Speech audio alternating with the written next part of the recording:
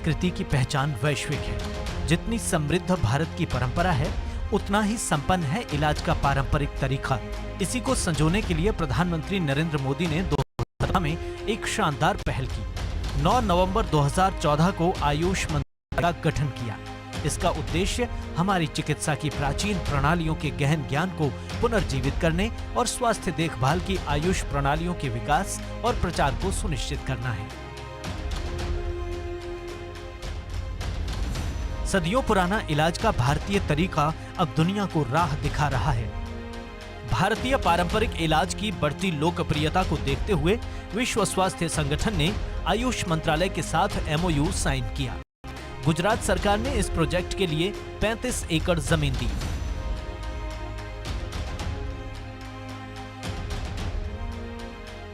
WHO ने traditional medicine के centre के रूप में भारत के साथ एक नई पार्टनरशिप की है। ये ट्रेडिशनल मेडिसिन के क्षेत्र में भारत के कंट्रीब्यूशन और भारत के पोटेंशियल दोनों का सम्मान है। भारत इस पार्टनरशिप को पूरी मानवता की सेवा के लिए बहुत बड़ी जिम्मेदारी के रूप में ले रहा है। जामनगर में स्थापित WHO global centre for traditional medicine का उद्देश्य इलाज के सभी पारंपरिक तरीकों को एक जगह एकत्रित करना है।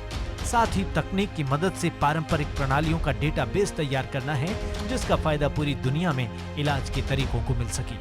साथ ही इस सेंटर में प्रयोग और दवाइयों की प्रामाणिकता पर भी काम किया जा रहा है। जामनगर में स्थापित WHO global centre for traditional medicine पारंपरिक दवाइयों की दुनिया भर के विशेषज्ञों के लिए एक प्लेटफॉर्म की तरह काम कर रहा है।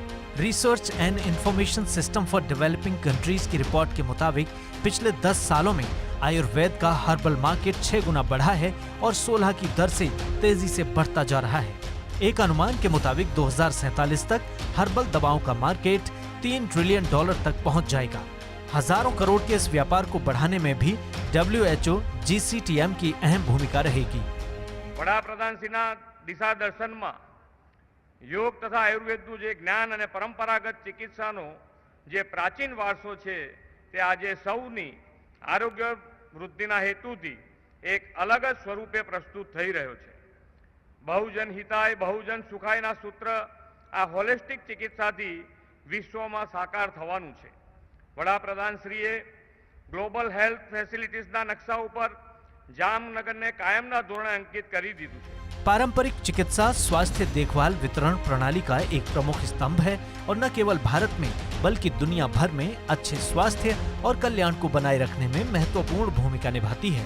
हाल के वर्ष में पारंपरिक चिकित्सा उपचारों में भी एक बड़ा परिवर्तन देखा गया है, क्योंकि कृत्रिम बुद्धिमत्ता तकनीकी नवाचारों के उपयोग ने इसे जनता के लिए अधिक सुलभ बना दिया है। GCTM का लक्ष्य पारंपरिक चिकित्सा के लाभों को आधुनिक विज्ञान की उपलब्धियों के साथ एकीकृत करना और एक व्यापक स्वास्थ्य रणनीति बनाना होगा। We believe that primary health care, countries should invest in primary health care. That's what we have been telling countries, and India is actually doing that. And for any health system, a strong primary health care is key. हाल ही में गुजरात के गांधीनगर में स्वास्थ्य को लेकर G20 देशों की बैठक हुई। इस बैठक में 90 से ज्यादा देशों ने हिस्सा लिया, जिसके जरिए दुनिया के कई देशों को भारत की क्षमता का पता चला। साथ ही जामनगर के WHO global centre for traditional medicine पर भी चर्चा हुई।